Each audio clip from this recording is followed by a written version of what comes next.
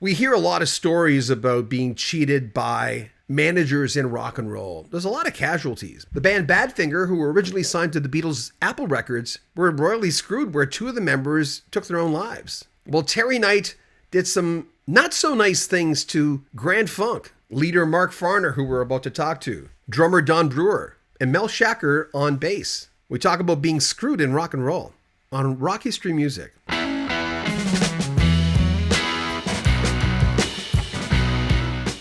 Grand Funk Railroad, despite huge success, struggled under the manipulation and control of Terry Knight, who siphoned profits and created discord within the band. Who came up with the name of the band? Terry Knight.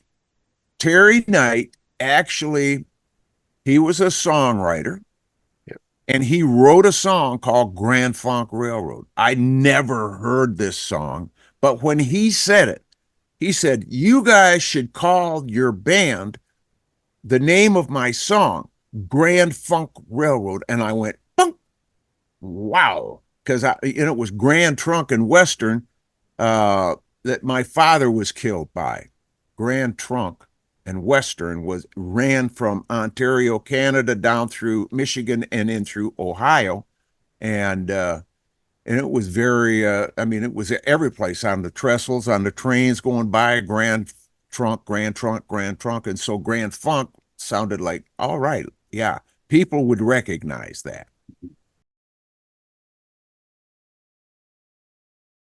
Yeah, the realization of using the money that I did make in my writer's royalties. Not all my publishing royalties went to Terry Knight.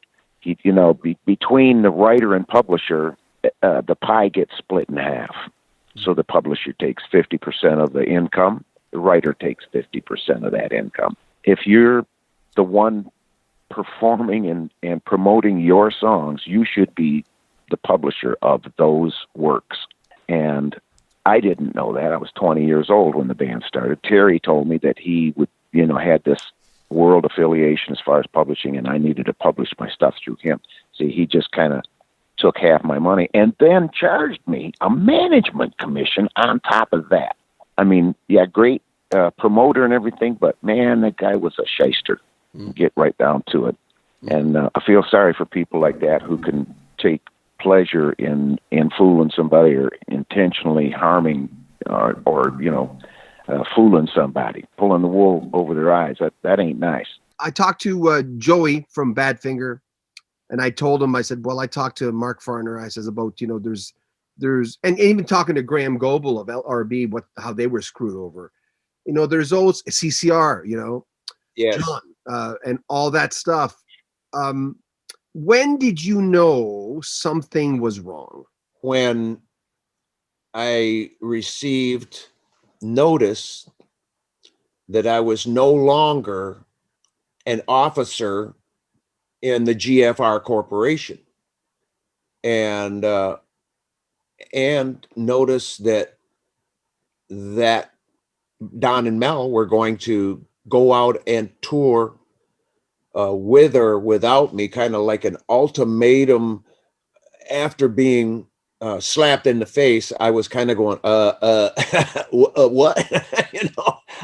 I really didn't catch on. And I mean, it was kind of painfully becoming obvious to me, of course. But I thought, man, could this be real? And it was, sure enough. But I'm a trusting person, John, and other people that have taken advantage of me have done so at their own peril, because I will not let anything like that bother me, because it's not worth it. It's really not worth it. My power is my power, and I'm not giving it to anybody, and I'm not letting somebody try to lead me along into some game they're playing. It's just childish, and we got to get past that childish stuff. I'm ready to make amends. This is where my heart is, and this is the only course for peace. Forgiveness. What about Terry Knight, though? What about going way back to that time? Well, I talked to Terry Knight before he was murdered. son-in-law, right? It wasn't his girlfriend's It was his daughter's boyfriend, right? Daughter's boyfriend. Right. She was like 17 and he was 28. So you talked to Terry before that, just before that happened? What was that conversation like? I talked to him a year before he was murdered. Okay. And I told him that I wanted to let him know that I had forgiven him. I said, I haven't forgotten, of course. You would never want to forget, else maybe, it happened again. You need another lesson like that? No, I got the lesson. And I just told him I wanted to set it straight between him and me that I wasn't holding any unforgiveness. I did let him know that I didn't appreciate him taking my publishing, and he just kind of changed the subject. I was wanting him to man up and give my publishing back to me, but that didn't happen. But it's okay. Was he just wired that way, though, Mark? I just saw a thing on Bernie Madoff, and one of his friends visited him before he died in prison a few years ago. She visited him, and he just basically he couldn't own it. He couldn't. She says, I guess he's not wired that way. But what about Terry? Was there no universe where he could have manned up?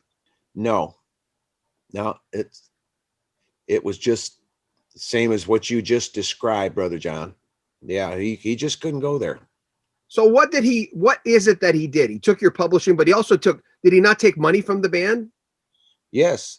The first European tour that we did, 1970, we netted like $1.5 million. And back then that was a lot of money.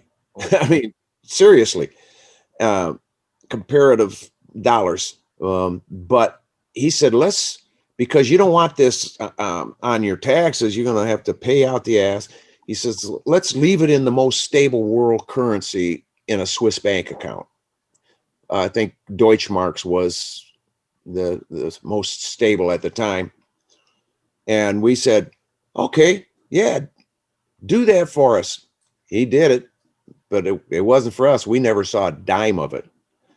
And the contract between Terry Knight and Capitol Records was exposed to the band when they had forced us into either borrowing $400,000 from them. I'm talking about the attorneys, Terry's attorneys, and Terry, because we were nearing the end of the 3-year management contract, and they had compromised us to the point where we were frightened because of the Infernal Revenue Service, and the possibility of them coming down in our. So they said, we will lend you the $400,000 if you'll sign another 3-year contract with Goodnight Productions. I mean, is this sounding fishy to anyone? So I said, you can't expect us to just make a decision like that on the spur of the moment. We're going to stand here and tell you yes or no. They said, okay, we'll go in the other room. You guys talk it over. And I'm going, oh my God, these guys, they aren't getting it. So they leave and they go in the other room. And I said, well, what are we going to do, guys? Here we are. And I felt it coming. I felt something bad, but I walked over and I sat down in this attorney's big chair overlooking New York City. And I kind of leaned back and I kicked my feet up on his desk. And then I sat up. And when I did, my foot dragged across that big drawer in those old wooden desk. And here the drawer came open. I sat up, and here's a contract between Goodnight Productions, Terry Knight, and Capitol Records. He had told us that the 6% that the band was receiving was more than the Beatles got. And it may have been, I don't know. So we just thought, wow, this is cool. We're getting more than the Beatles. We didn't know. We didn't have anything to compare it to. We didn't have anybody representing us between us and Terry. And that was our biggest mistake. But here's this contract, Goodnight Productions, 16%, Brother John. So that meant Terry was taking 10 of it, letting the band split 6 of it, and taking a management commission of that 6% that he was paying us. Yeah. Did he steal money from us? Did he abuse us? Did he? Yeah. He couldn't help himself. You probably could relate though when you hear, the what happened with Badfinger. I mean, that was just awful. 2 guys killed themselves, Joey and Tom. I didn't know about the CCR stuff till I was about 15. I look back and I remember reading up on it going, wow. Things like that. You're going, how do people think? See, the normal person would think, how can they sleep at night? They sleep fine. Yep. Because you're not wired like them. You couldn't sleep at night. You couldn't sleep at night. Right. But they sleep fine. Yep, exactly, buddy.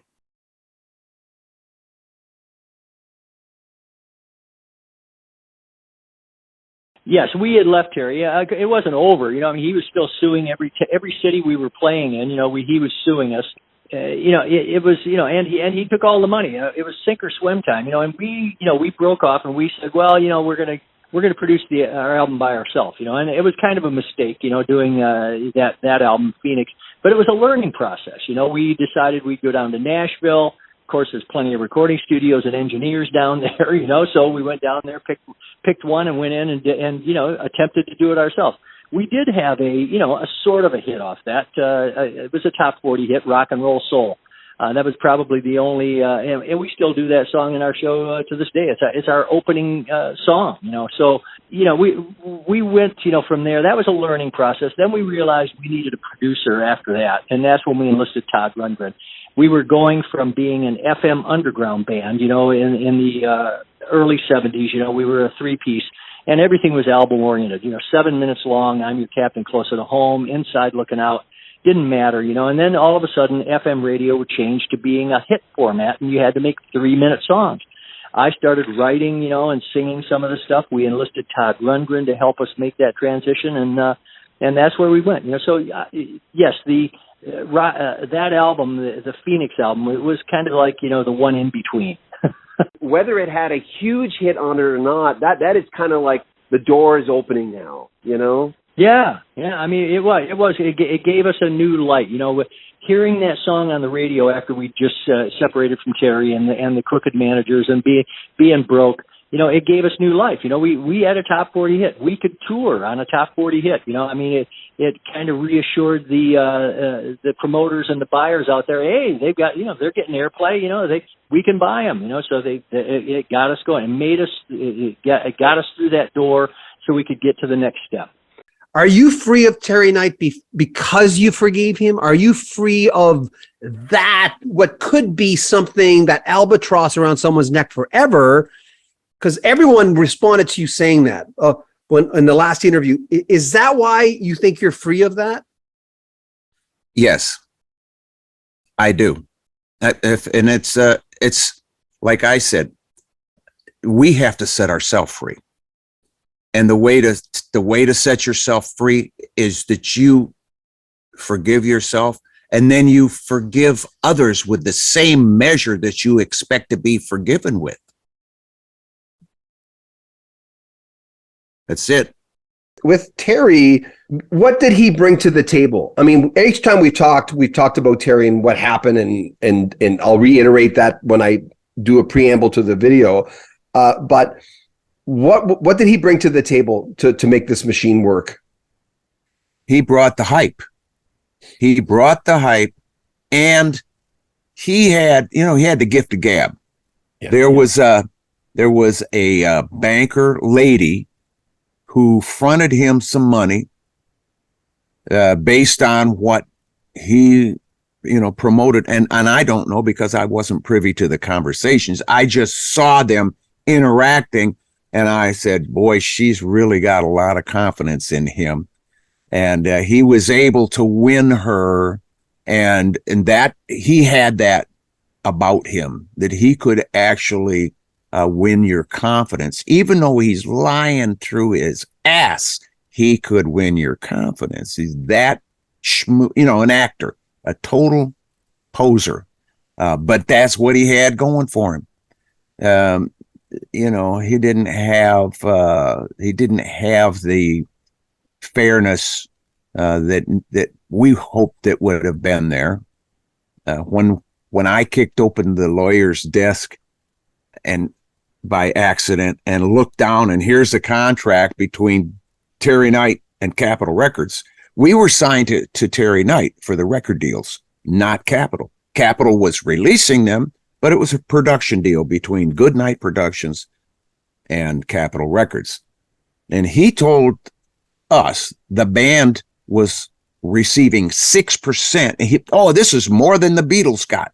We believed him. At that point, we were still young, 20-some-year-old, early 20s, and we believed him. We went, wow, we're getting more than the Beatles. And then I kicked that desk drawer open. I looked down.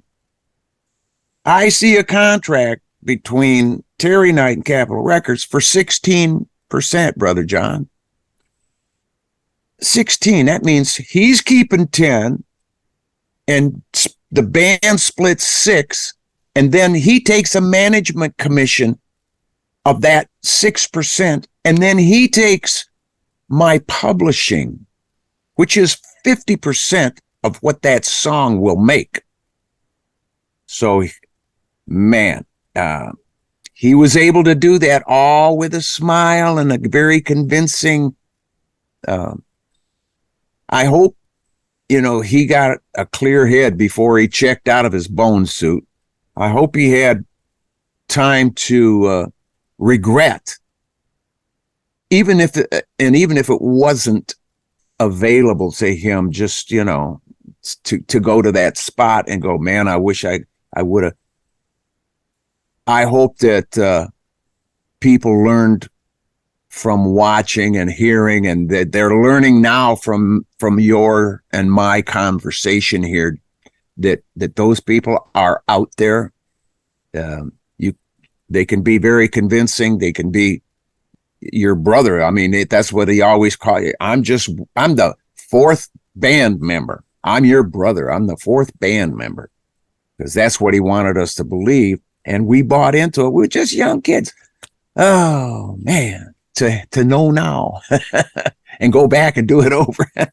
Well, the good thing is, I hate that I don't. We're happy you're still around. Somewhat.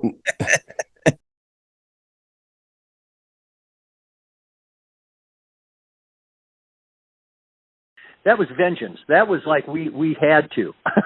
We had to become a bigger band. But we came into it. We were actually on tour. This was 1969, 70, 71. We'd come through 71. We'd signed a 3-year contract with Terry. We were on a European tour, sold out European tour. And we kept getting pressure from Terry to sign another extension, another 3-year deal. And so we started asking questions, and we said, well, because we were leaving it to him, to Terry and the accountants and the managers to take care of us. And we didn't have our hands on the money or the books or anything else. And all of a sudden we just trusted them. And we said, well, we want to take a look, and we want to see what we've gotten, where everything is. And we started going, something's wrong here. When we started to see that Terry had all the money, and we only had a small percentage of the money. Terry had control of the corporation. We only had a small, so it was like everything started to stink. And that's when we said, this is wrong. This has to go. We got a lawyer. We severed ties with Terry, and that's when the lawsuits started. You talked about the garlic.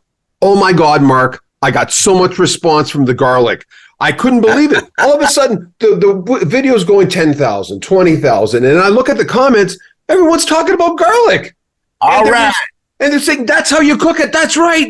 It's like I'm going, this guy's connecting on several levels, even with garlic, for God's sakes. That hit people, man. Awesome. This is awesome, man. But one of the guys who commented on the garlic said, he says, my brother met Terry, and he says, and I just read a story this morning who said the same thing. He says, he found him rather humorless. Did you find that about Terry Knight? Well, unless he was cracking a joke, it wasn't funny. It was like we were at a supper, a dinner at this nice restaurant where Terry was sitting at the head of the table, where he always liked to sit. And one of the gals who helped him out with financing, she was a banker, God bless her. And she was at the table, and they were all having a little toddy, champagne and wine, whatever. And Terry took a patty of butter, and he put it in his napkin like this, and he pops it, and it goes whoosh, straight up, and it's stuck, ha ha ha. And he's like looking around to see if everybody is laughing at his little prank. So got a chuckle out of people, and I'm thinking, man, that's disrespectful. He stuck that greasy piece of butter to the ceiling right there. Man, who's going to clean that shit up? And I'm thinking to myself, and I'm looking over at him, and the waitress comes back, and she said, she's talking to him, and he looks over at her, and his glass of water sitting there. Here comes that piece of butter down from the ceiling, and it hits in his water and splashes, and then everybody cracks up. Then it became funny. Like, where did that go? And his face went flush. It's like, If you want to donate to the channel, there's a PayPal link at the very top of every video we have. Also, if you want to join our Patreon, there's a link at the very top. You'll get early access to all our videos. And a swag store. Yes, we have one where you can get rock history music and all the clothing that goes with it with those great logos. Subscribe to our channel, share our videos, comment on them, and like them as well. I'm John Bowden. This is Rock History Music. Take care of yourself.